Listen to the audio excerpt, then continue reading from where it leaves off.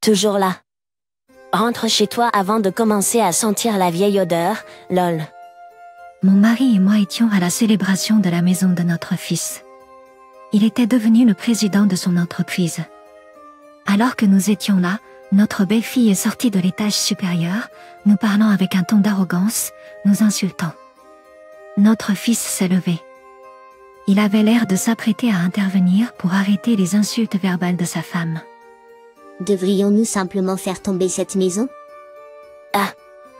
Peu s'en est fallu qu'elle ne sache pas que ce n'était pas seulement la maison qui risquait de s'écrouler, c'était aussi sa vie, même si elle ne pouvait pas l'imaginer à ce moment-là. Je suis Marie, sur le point d'avoir 64 ans. Mariée à Diane, nous avons vécu une vie heureuse dans cette maison. Bénie avec 2 fils, Charlotte, notre aînée, et Denise, notre cadette. Ils ont grandi pour avoir des familles à eux, chacun menant une vie respectable. Tout ce que mon mari et moi voulons, c'est passer le reste de nos vies dans le bonheur. Cependant, il y a juste une chose qui nous préoccupe. C'est à propos de Charlotte, la femme de Charlène. À 24 ans, la femme de Charlène est venue se présenter pour le mariage. Elle nous a salués à l'entrée, mais son visage manquait de sourire. Léa, c'est ça? Je lui ai demandé confirmation, n'ayant jamais été correctement présentée. Sa réaction a été la colère. Quoi?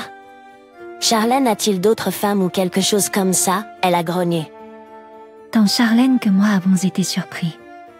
Charline se dépêcha de préciser à elle, de quoi parles-tu? Bien sûr que non. Alors pourquoi avoir besoin de confirmer mon nom? Sa température s'enflamma, et ils se mirent à se disputer sur le champ dans le hall d'entrée.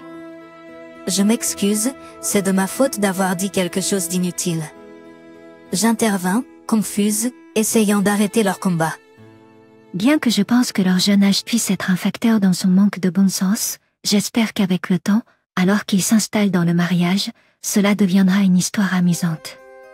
Finalement, les présentations ont été faites, et la réunion familiale a continué. Charlène, ses beaux-parents sont vraiment des gens agréables. Ils tiennent une petite électronique magasin, et ils semblent bien s'entendre. Peut-être parce qu'ils sont si friands de Charlène, notre première rencontre était un peu une situation. Mais je choisis de le voir positivement, cela montre simplement à quel point Charlène est aimée. Après le mariage, Charlène et sa femme ont commencé à vivre dans un appartement près de notre maison. Quelques années plus tard, c'était au tour de Denise de se marier. Denise et sa femme attendaient un bébé lorsqu'ils se sont mariés. Denise était étudiante à l'université à l'époque, et Célia, sa femme de 20 ans, avait commencé à travailler dans son entreprise familiale après l'avoir obtenu son diplôme d'études secondaires. Honnêtement, je ne savais pas quoi faire. Mon mari et moi étions anxieux quant à la personne qui allait entrer dans la famille, mais lors de la première rencontre, Denise's wife a apporté un cadeau et s'est présentée poliment à l'entrée. J'ai été surpris. Bien que j'ai eu des réserves sur la façon dont leur mariage s'est produit, elle s'est avérée être une personne très gentille et aimable. Elle a visité notre maison plusieurs fois avant le mariage. Même enceinte, elle a proposé de m'aider. Bien sûr, nous ne la laisserions pas faire de travail, mais je me souviens avoir été touchée par le geste. Denise's wife's famille possédait une petite entreprise de construction. Denise, toujours à l'université, a abandonné pour travailler là-bas. Ensuite, une belle petite fille est née de Denise et sa femme. Lorsque l'enfant avait 6 mois, ils ont décidé d'avoir une cérémonie de mariage, bien qu'un peu tardive. Bien sûr, Charlène et sa femme ont assisté, mais Charlène, his wife avait une expression acide tout au long de la journée. Même si elle était de la famille, elle ne faisait qu'utiliser son téléphone portable et ne se levait pas de son siège. Tant mon mari que moi voulions lui parler, mais son attitude criait « Ne vous approchez pas ». La cérémonie de mariage s'est déroulée sans heurts, mais les ennuis sont venus après. Puisqu'ils avaient un petit enfant, ils ont décidé de ne pas organiser de réception. Alors je leur ai suggéré, pourquoi ne pas organiser une petite réunion chez nous? Denny et sa femme étaient ravis, et nous avons préparé quelques encas et hors d'œuvre, invitant Charlène et sa femme chez nous. C'était un magnifique mariage. Célia était ravissante. Charlène a dit: Naturellement, son compliment a allégé l'atmosphère, mais c'est l'épouse de Charlène qui a détruit l'atmosphère conviviale. De quoi parles-tu? Qui était ravissante? Es-tu en train de me tromper? Elle a accusé en se jetant sur Charlène. Nous étions tous bouche bée devant sa sortie intempestive. Je me suis rapidement interposée. Léa, calme-toi. Charlène ne voulait pas dire ça comme ça. Quel genre d'éducation donne des résultats pareils? Peut-être que c'est de ta faute. Elle s'est retournée contre moi. Puis Charlène, Denise et les enfants ont maîtrisé l'épouse de Charlène. Je lui ai dit de prendre le bébé et de sortir de la pièce. En la voyant se débattre, j'en étais sûre, elle nous déteste, ou plutôt tout ce qui a un rapport avec Charlène. Charlène est tout ce qu'elle voit. Nous avons décidé, pour le meilleur et pour le pire, de maintenir une certaine distance entre Charlène et nous. C'est ce que nous avons fait. Nous ne gardons le contact qu'occasionnellement. Après cet incident, je lui ai dit, peut-être devriez-vous envisager le divorce? Mais elle m'a répondu, j'y ai pensé. Mais quand je lui en ai parlé, elle s'est mise à pleurer et s'est excusée. Après leurs excuses, mon mari et moi avons décidé de les laisser gérer leurs problèmes seuls. Malgré tout, Charlotte et son épouse ont fêté leur 15e anniversaire de mariage. Ils n'ont pas d'enfants, alors nous ne nous voyons pas souvent, mais nous préférons ça à devoir affronter des problèmes. Mon mari et moi avons pensé qu'il valait mieux ne rien changer. Puis un jour, Charlotte m'a appelé. Son projet parallèle, un jeu vidéo, prenait de l'ampleur, et elle a décidé de se consacrer entièrement à cette activité.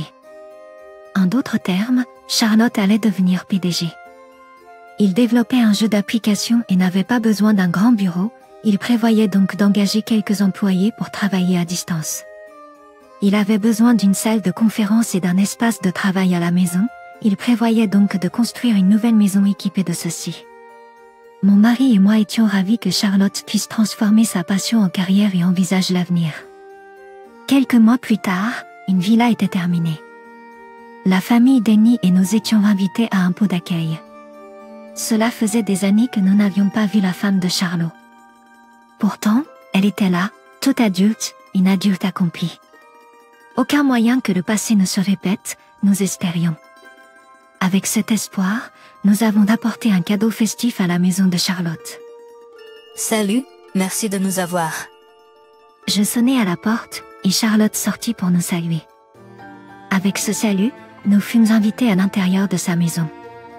Charlotte nous a accueillis, en disant, voici la salle de conférence, c'est l'espace de travail et c'est la zone de vie. Tout est sécurisé avec des serrures. En me guidant à travers la maison jusqu'au salon. Waouh, c'est magnifique. J'ai fait remarquer, en regardant autour de moi. Mon mari et la famille Denise nous ont suivis derrière, souriant. Le salon était préparé pour un repas. Où est Léa? J'ai demandé, mais Charlotte a évité d'en discuter. Finalement, nous avons commencé le repas sans elle, et mon mari ainsi que Denise ont remis leur cadeau de maison à Charlotte. Tu n'avais pas besoin de te donner tout ce mal. Charlotte a dit, gênée mais reconnaissante, acceptant les cadeaux avec des remerciements, suivant l'assurance de Denise que c'était pour une célébration. La famille de Denise avait grandi d'un membre depuis ce temps, le plus âgé était maintenant à l'école élémentaire. Le plus jeune n'a encore que 2 ans. Les deux sont éblouis par la nouvelle maison. C'était pendant ces moments heureux. Un bruit est venu d'en haut, suivi du piaillement de pas et du son de quelqu'un descendant les escaliers. Est-ce toi, Léa? J'ai appelé Charlotte. Mais Charlotte n'a pas répondu. Puis, en entrant dans le salon, elle a froncé les sourcils en nous voyant. Léa, bonjour. Ça fait longtemps. Désolée de m'incruster. Je l'ai saluée. J'ai dit, salut, Léa. Pourtant, elle est restée renfrognée. Et puis elle nous a dit, vous êtes toujours là? L'odeur des vieux va rester. Partez déjà, hein. L'atmosphère, autrefois cordiale, est devenue glaciale. Et, Léa, s'est déplacée, ai-je dit. Charlène a réprimandé sa femme, mais elle ne semblait pas disposée à accepter le blâme. Elle a dit, mais c'est vrai. Cette nouvelle maison est gâchée à cause d'eux. Je t'ai dit de ne pas les inviter. Tu comprends? Tu es un président maintenant. Nous ne vivons pas dans le même monde. Que ces vieux ringards qui ne peuvent pas prendre leur retraite ou les gens moyens qui ont abandonné l'université et se sont mariés à cause d'une grossesse. La famille de Denise et moi étions sans voix. Les petits-enfants de Denise, à l'école élémentaire, furent stupéfaits.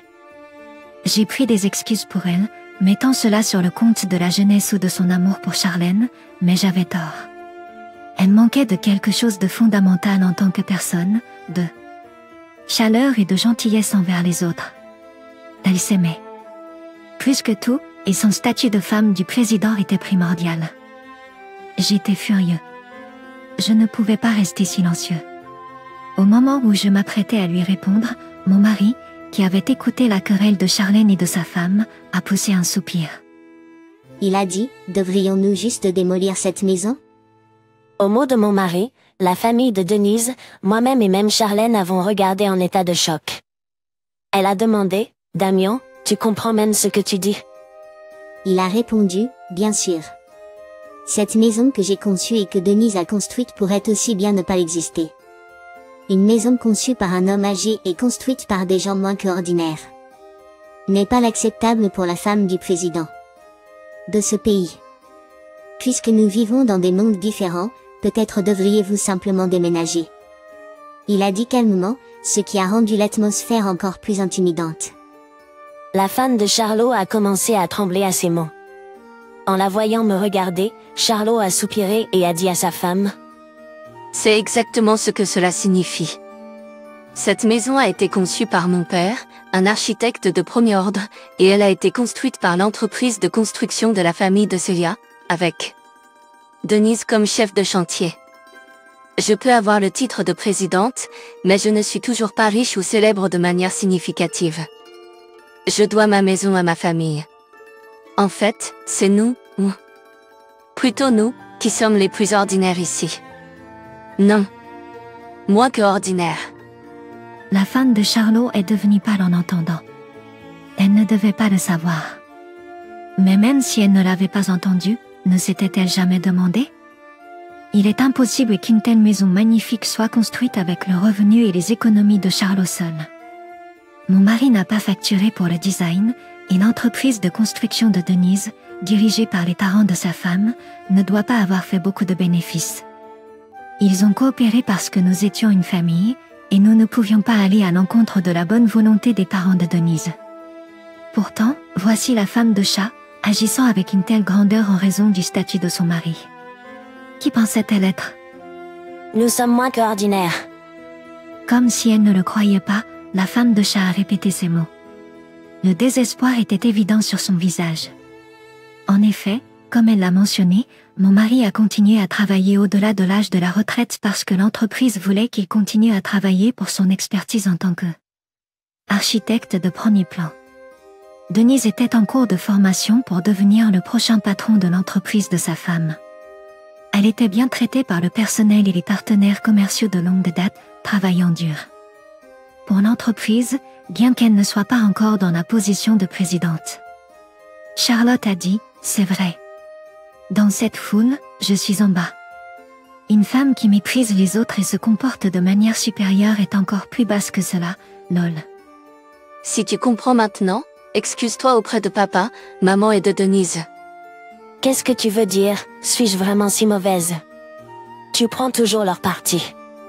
Un mari devrait naturellement soutenir sa femme. Tu as raison à ce sujet. Mais si la femme a tort, c'est aussi le rôle d'un mari de le lui faire remarquer, non? Tu as tort. Si tu as une plainte, tu es la bienvenue pour arrêter d'être ma femme dès maintenant. Voir Chat afficher sa colère de manière authentique a dû être un électrochoc. La femme de Chat, captant le signal, a changé de ton de manière théâtrale et s'est agenouillée, comme sur commande. Je ne le savais pas. C'est parce que tu ne me l'as jamais dit. Elle jouait la tragédienne. Et intoxiquée par sa propre performance, elle s'est tournée vers mon mari et moi, et a prononcé des excuses profondes. Je m'excuse sincèrement pour les choses irrespectueuses que j'ai dites. Nous avons regardé la femme de Chat sans un seul signe de sympathie, les visages impassibles. Ces excuses trop dramatiques ne résonnaient pas du tout, et il était trop tard pour des excuses. Je haine. Allais jamais accepter les excuses insincères que j'avais entendues auparavant. Mon mari m'a regardé aussi. Elle a probablement réalisé que j'avais aussi quelque chose à dire à elle. Je lui ai laissé une chance. Je ne pouvais tout simplement pas pardonner son commentaire précédent. Non, Marie. Si une femme insulte sa famille, c'est le rôle de son mari de la remettre à sa place. Ai-je dit? Je réfléchirai et changerai mon attitude à partir de maintenant. Le comportement de la femme de Charlène continuait d'être mauvais. Je ne pouvais m'empêcher de me sentir stupéfait. Non, Isla. Ce n'est pas la première fois que tu es grossière envers nous, n'est-ce pas? Charlotte ne te l'a-t-elle pas dit chaque fois? Non, elle a dû te le dire après chaque mot que tu as dit. Non, Isla. Ce n'est pas la première fois que tu es grossière envers nous, n'est-ce pas? Charlotte ne te l'a-t-elle pas dit chaque fois? Marie. Sa voix était un appel au secours. Marie. Pour la première fois depuis 15 ans, elle m'a appelée Marie. À ce moment-là, la femme de Charlène s'est effondrée au sol, se recroquevillant comme si son âme avait quitté son corps, gelée sur place. Elle doit regretter ses actions un peu maintenant. Être informée qu'elle habite dans un monde différent l'a durement frappée. C'est ironique qu'elle se sente si endommagée par ses propres mots. Nous vivons dans des mondes différents, je lui ai renvoyé ses propres mots. J'ai pensé cela, mais Denise a dit, c'était vraiment cool. Il semblait que Charlène avait reçu un boomerang bien mérité. Finalement, Charlène a décidé de divorcer d'elle. Elle semblait tellement amoureuse de Charlène. Je pensais que ce serait difficile, mais elle a signé les papiers de divorce facilement après seulement quelques jours de dispute. Quand Charlotte a suggéré « Si tu veux rester avec moi, Isla, travaille et paie ta part pour cette maison que nous avons achetée bon marché », elle est devenue furieuse. Apparemment, quand ils se sont mariés, Charlotte avait mentionné qu'elle voulait que sa femme soit une femme au foyer. Ne comprenant pas que le fait d'être une femme au foyer signifiait vivre une vie facile, Charlotte's wife est devenue anxieuse à l'idée de perdre sa position un jour. Au lieu de soutenir Charlotte dans sa croissance en tant qu'épouse, elle a commencé à le freiner. De plus, elle a évité d'avoir des enfants, prétendant que ce serait trop de tracas. Il était clair que la femme de Charlotte aimait elle-même plus que Charlotte. Son arrogance a grandi avec le succès de Charlotte en tant que PDG, et cette fois son attitude hautaine a conduit à sa chute. Désolée. Je ferai n'importe quoi, s'il te plaît pardonne-moi. À la fin, la femme de Charlène a pleuré et supplié. Quand Charlotte a répondu « Ok, Isla, travaille et paie ta juste part pour cette maison, malgré le fait que nous l'ayons achetée bon marché. N'est-ce pas? Ce que la sincérité est. » Elle est devenue rouge de colère et a explosé. Charlotte avait l'air complètement épuisée par ce qu'il a entendu. Il avait réalisé depuis quelques années que sa femme s'accrochait non pas à lui, mais au mode de vie qui lui permettait de vivre sans travailler. Il avait suggéré subtilement qu'elle trouve un emploi ou une passion pour sortir de la maison, mais elle l'avait accusée d'avoir une liaison. Au cours des dernières années, même parler à une femme au travail apportait des plaintes, et cette commande commençait à affecter son travail. Évoquer la famille aurait gâché son humeur, par conséquent, leur conversation avait diminué. Il regrettait de l'avoir laissé faire à sa guise. Pendant 15 ans, mais il ne pouvait que se réjouir de l'avoir réalisé à présent. Il y avait encore beaucoup de vie devant lui. Charlène pouvait redémarrer sa vie à tout moment elle le choisissait. Après avoir été expulsé par Charlène, Isla est retourné à Contreseo dans sa maison d'enfance. Les nouvelles l'ayant surprise, les parents d'Isla sont immédiatement entrés en contact avec Charlotte pour entendre son point de vue. C'est alors qu'ils ont appris ce qui s'était passé pour la première fois. Étant des gens raisonnables, ils n'ont pas apprécié la mauvaise conduite de leur fille. Une fois qu'ils ont appris l'offense envers nous, ils ont amené Isla avec eux, accompagnés de douceur, pour s'excuser à notre porte et rétablir les choses. « Excusez-vous » ont-ils exigé devant nous.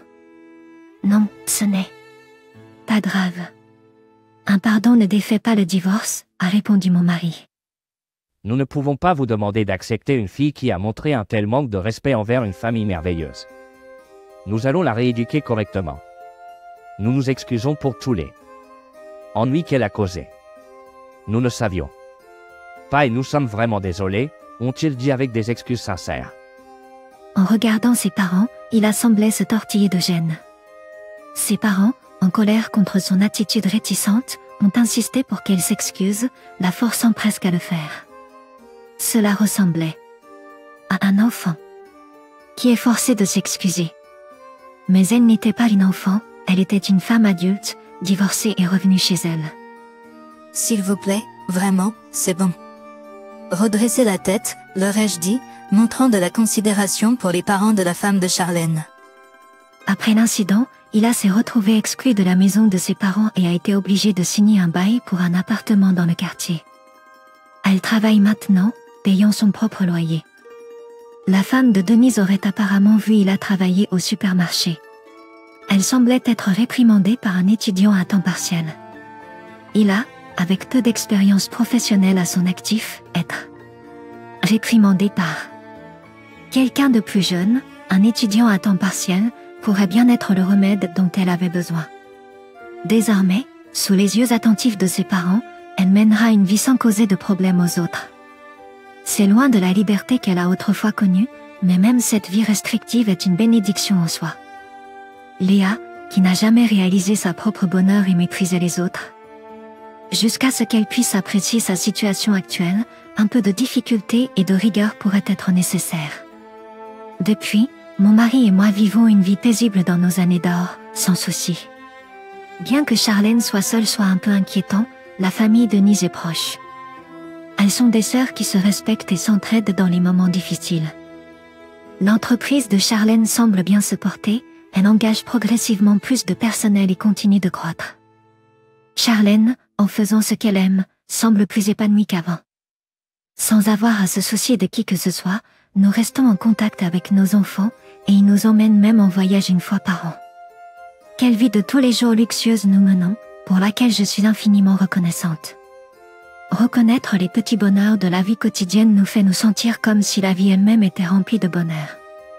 Mon mari et moi vivons des jours que nous regarderons en arrière comme une vie heureuse quand il sera temps de partir.